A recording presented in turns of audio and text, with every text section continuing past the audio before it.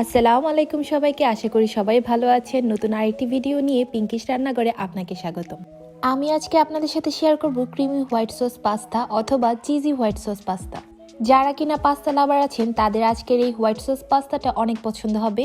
চলুন তাহলে দেখে নেওয়া যাক খুব সহজে কিভাবে বাসায় তৈরি করে নেওয়া যায় এই ক্রিমি হোয়াইট সস পাস্তা। প্রথমে আমি পাস্তাটা সেদ্ধ করে নিব, তার জন্য দিয়ে দিচ্ছি পরিমাণ মতো পানি।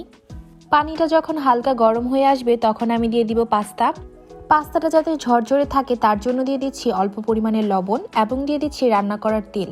পাস্তাটা নরম হওয়ার আগ পর্যন্ত আমরা পাস্তাটা সেদ্ধ করে নিব। তবে অনেক প্যাকেটের গায়ে লেখা থাকে যে পাস্তাটা ঠিক কত মিনিট সেদ্ধ করতে হবে। তো আমার পাস্তাটা সেদ্ধ হয়ে এসেছে। আমি একটা পাস্তা তুলে কেটে দেখিয়ে দিচ্ছি যে কীরকম নরম হলে আমরা বুঝবো পাস্তাটা সেদ্ধ হয়ে গেছে। তো পাস্তাটা ছেঁকে আমি একটা সাইডে রেখে দিব। পাস্তার সাথে ব্যবহার করার জন্য এখন সবজিগুলো তৈরি করে নিব। তার জন্য প্রথমে আমি একটি কড়াইতে দিয়ে দিচ্ছি অলিভ অয়েল। তেলটা গরম হয়ে আসলে দিয়ে দিব রসুন কুচি। রসুন কুচিটাকে আমি একদম ব্রাউন করে ভেজে নেব, এতে করে রসুন কুচির একটা সুন্দর স্মেল বের হবে। রসুন কুচিটা ব্রাউন হয়ে আসার পর আমি এখানে দিয়ে দিচ্ছি স্লাইস করে কেটে রাখা মাশরুম। আমি এখানে 5টা মাশরুম স্লাইস করে কেটে নিয়েছি। মাশরুমটা হালকা ভেজে নিয়ে দিয়ে দিচ্ছি আমি সুইট কর্ন এবং দিয়ে দিচ্ছি ছোট ছোট কিউব করে কেটে রাখা গাজর। তারপর দিয়ে দিচ্ছি ছোট করে কেটে রাখা ব্রোকলি। এখন আমি সবগুলো উপাদান 80% ভেজে নিব, কেননা পরবর্তীতে যখন আমি পাস্তা ব্যবহার করব তখন সম্পূর্ণ সিদ্ধ হয়ে যাবে। এখন দিচ্ছি অল্প পরিমাণে গোলমরিচ, দিচ্ছি পরিমাণ মতো লবণ। তারপর আমি আবারও আরেকটু গোলমরিচ দিয়ে দিয়েছি।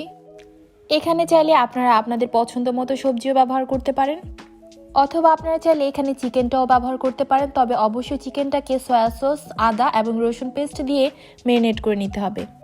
তো আমার সবজিগুলো ভাজা হয়ে গেছে, আমি এখন তুলে নিচ্ছি। এখন আমি পাস্তাটা রান্না করে নিব। তার জন্য আমি একই কড়াইতে দিয়ে দিয়েছি পরিমাণ মতো বাটার।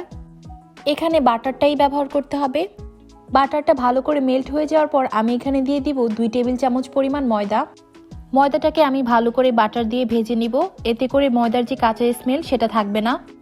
ময়দাটাকে ভালো করে ভেজে নিয়ে আমি এখন দিয়ে দিব 2 কাপ পরিমাণ লিকুইড দুধ দিয়ে ভালো করে নেড়ে এটা মিশিয়ে নিতে হবে। তবে এখানে আমি একটা কথা বলি, বাটারটা যদি আপনি একটু পরিমাণে বেশি ব্যবহার করেন সেক্ষেত্রে বাটারের সাথে ময়দাটা একদম মিশে যাবে, এতে করে দুধ দেওয়ার পর আর গুটি বেঁধে থাকার ভয় থাকবে না।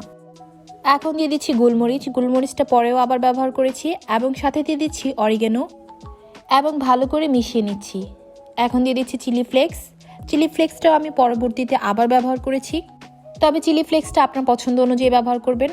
এখন দিয়ে দিচ্ছি 1/4 কাপ চিজ। তবে চাইলে আপনারা চিজটা স্কিপ করতে পারেন, তবে হোয়াইট সস পাস্তায় চিজটা ব্যবহার করলে পাস্তার টেস্টটা আরও বেড়ে যায়। চিজটা ভালো করে মেল্ট হয়ে যাওয়ার পরেই আমি ব্যবহার করব পাস্তা।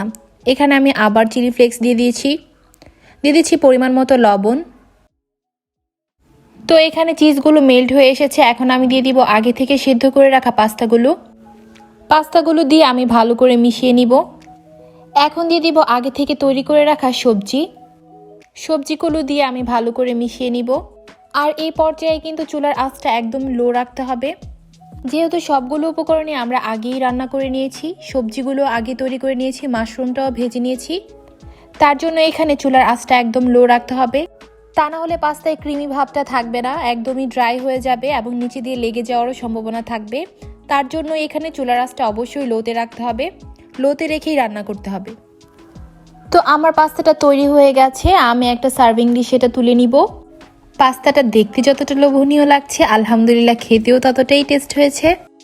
আশা করি আমার আজকের এই হোয়াইট সস পাস্তা রেসিপিটা আপনাদের কাছে ভালো লেগেছে। যদি ভালো লেগে থাকে তাহলে প্লিজ আমার চ্যানেলটা সাবস্ক্রাইব করবেন, আর যারা সাবস্ক্রাইব করেছেন তাদেরকে অসংখ্য ধন্যবাদ। আর আমার ফেসবুক পেজটা কিন্তু অবশ্যই ফলো দিবেন, আমি লিঙ্কটা ডেসক্রিপশন বক্সে দিয়ে দিব। তাহলে আজকে এই পর্যন্তই, দেখা হবে নেক্সট কোনো ভিডিওতে। সে পর্যন্ত সবাই ভালো থাকবেন, সুস্থ থাকবেন। আল্লাহ হাফেজ।